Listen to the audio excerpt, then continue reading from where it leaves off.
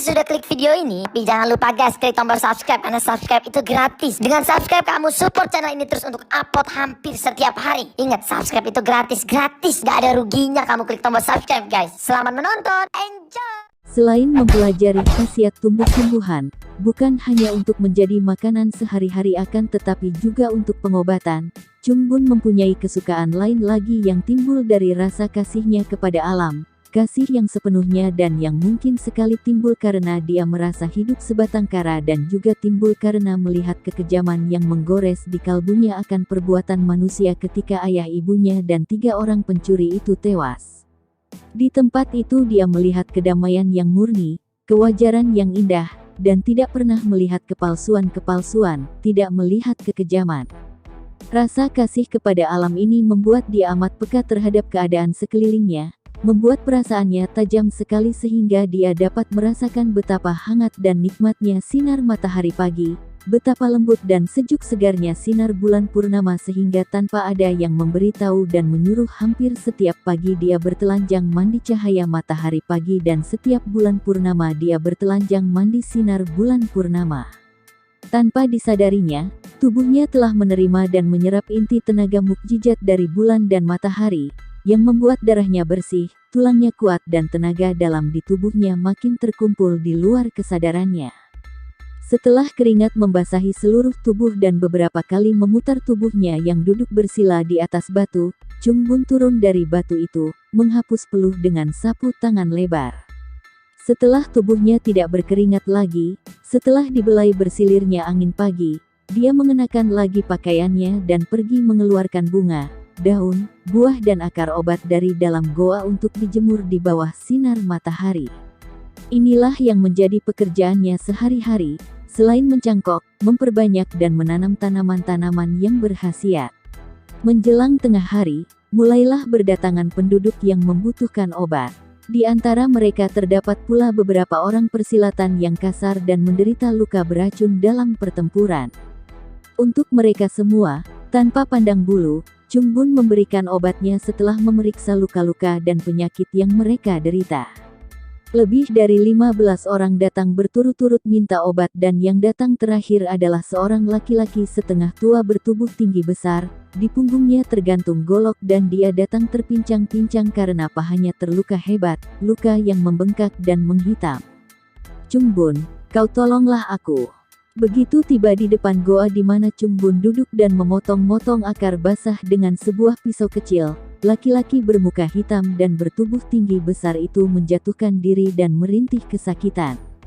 Chung Bun mengerutkan alisnya. Di antara orang-orang yang minta pengobatan, dia paling tidak suka melihat orang persilatan yang dapat dikenal dari sikap kasar dan senjata yang selalu mereka bawa. Namun belum pernah dia menolak untuk mengobati mereka, bahkan diam-diam dia menilai mereka itu sebagai orang-orang yang berwatak serigala, yang haus darah, yang selalu saling bermusuhan dan saling melukai, sehingga mereka ini merupakan manusia-manusia yang patut dikasihani karena tidak mengenal apa artinya ketenteraman, kedamaian, dan kasih antar manusia yang mendatangkan ketenangan dan kebahagiaan. Orang tua gagah, bukankah 2 bulan yang lalu kau pernah datang dan minta obat karena luka di lengan kirimu yang keracunan? Tanyanya sambil menatap wajah berkulit hitam itu. Benar, benar sekali, Chung Bun. Aku adalah harimau hitam yang dahulu terkena senjata jarum beracun di lenganku. Akan tetapi sekarang aku menderita luka lebih parah lagi. Pahaku terbacok pedang lawan dan celakanya pedang itu mengandung racun yang hebat sekali. Kalau kau tidak segera menolongku, aku akan mati, Chung Bun. Chung Bun tidak berkata apa-apa lagi. Ia menghampiri orang yang di atas tanah itu, memeriksa luka menganga di balik celana yang ikut terobek. Luka itu lebar dan dalam, luka yang tertutup oleh darah yang menghitam dan membengkak, bahkan ketika dipegang seluruh kaki itu terasa panas, tanda keracunan hebat. Chung Bun menarik napas panjang. Senior, mengapa engkau masih saja bertempur dengan orang lain, saling melukai dan saling membunuh? Bukankah dahulu ketika kau datang ke sini pertama kali, pernah kau berjanji tidak akan lagi bertanding dengan orang lain? Mata yang lebar itu melotot kemudian pandang matanya melembut. Tak mungkin dia dapat marah kepada anak jenius ini. Seorang anak kecil berusia 7 tahun dapat bicara seperti itu kepadanya, seolah-olah anak itu adalah seorang kakek yang menjadi pertapa dan hidup suci. Chungbun, aku adalah harimau hitam, aku adalah seorang perampok, mengertikah kau? Seorang perampok tunggal yang mengandalkan hidup dari merampok orang lewat. Kalau aku tidak butuh barang, aku tentu tidak akan mengganggu orang, dan kalau orang yang kumintai barangnya itu tidak melawan, aku tentu tidak akan menyerangnya. Akan tetapi, 2 kali aku keliru menilai orang. Dahulu, aku menyerang seorang nenek yang kelihatan lemah, dan akibatnya lenganku terluka hebat. Sekarang, aku merampok seorang kakek yang kelihatan lemah, yang membawa barang berharga, dan akibatnya pahaku hampir buntung dan kini keracunan hebat. Kau tolonglah, aku akan berterima kasih kepadamu, Chungbun. Dan aku datang kali ini juga akan mengabarkan sesuatu yang amat penting bagimu. Senior, aku tidak membutuhkan terima kasih dan balasan. Aku mengenal khasiat tetumbuhan di sini. Tetumbuhan itu tumbuh di sini begitu saja, mempersilakan siapapun juga yang mengerti untuk memetik dan mempergunakannya, tanpa membeli, tanpa merampas dan tanpa menggunakan kekerasan. Aku hanya memetik dan menyerahkan kepadamu, perlu apa aku minta terima kasih dan balasan. Lukamu ini hebat, seluruh kaki sudah panas, berarti darahmu telah keracunan. Untuk mengeluarkan racunnya yang masih mengeram di sekitar luka, sebaiknya luka itu dibuka agar dapat diobati, tidak seperti sekarang ini, ditutup oleh darah beracun yang mengering. Dapatkah kau membuka lukamu itu, senior? Orang setengah tua itu membelalakan mata dan kembali dia kagum mendengar cara bocah itu bicara. Akan tetapi keheranannya lenyap ketika dia teringat bahwa bocah ini adalah anak jenius, anak jenius.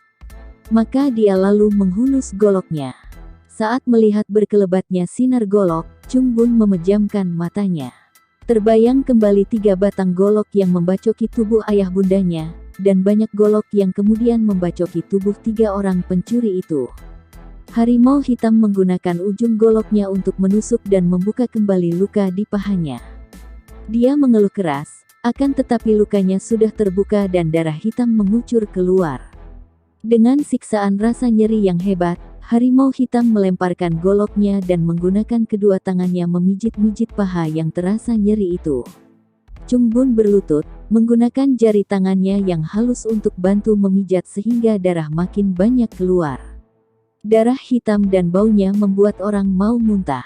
Akan tetapi Chungbun yang melakukan hal itu dengan rasa kasih sayang di hati, dengan rasa iba yang mendalam dan tidak dibuat-buat dan tidak pula disengaja, menerima bau itu dengan perasaan makin terharu.